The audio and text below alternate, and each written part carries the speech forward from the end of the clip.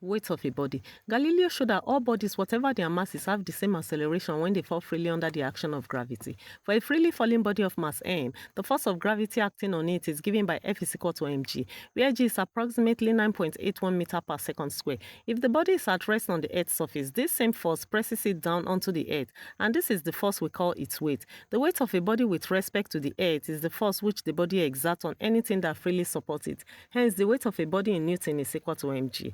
Weight of a body in a lift. There are very few people who have not traveled in a lift or elevator, so probably everyone is acquainted with the feeling of extra personal weight when the elevator accelerates from rest to attain its steady upward velocity, together with the feeling of lightness when the lift decelerates to rest. A man in a lift or elevator is under the action of two forces. One, his true weight, W is equal to mg, acting vertically downwards. Two, the reaction R of the floor of the elevator on the man acting vertically upward. It is the resultant of these two forces that gives the man the acceleration A. One, when the elevator is at rest or moving at constant velocity. The person's apparent weight is equal to their actual weight. This is because there is no acceleration, so A is equal to 0. The upward normal force from the scale equals the downward force of gravity. R is equal to mg, which is equal to W.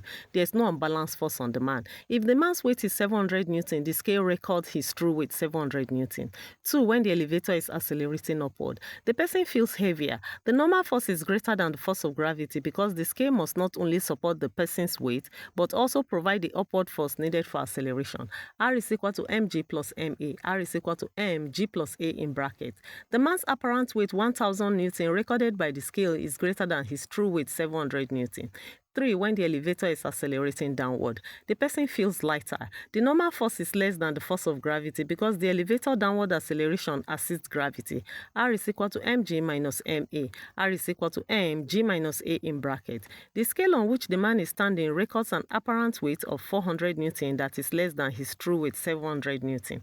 4. When the elevator is in free fall. This happens when the cable of the lift is cut and the person feels completely weightless. In this case, the acceleration A is equal to the acceleration due to gravity g. So the apparent weight becomes R is equal to mg minus mg, which is equal to 0. The man appears to have no weight. In this state of weightlessness, the man and the floor exert no force on each other and the scale records 0. Satellite and weightlessness. People and objects in a satellite orbiting close to the Earth experience apparent weightlessness. This apparent weightlessness is the same as that experienced in a freely falling elevator. This is because the satellite and everything inside it is in constant free fall around the Earth. Since everything falls together, there is no support force acting on the occupant. As a result, astronaut appears to float just like a person in a freely falling elevator. Hope you've gained more clarity in this lesson. I would love to hear from you. And like, share, and subscribe.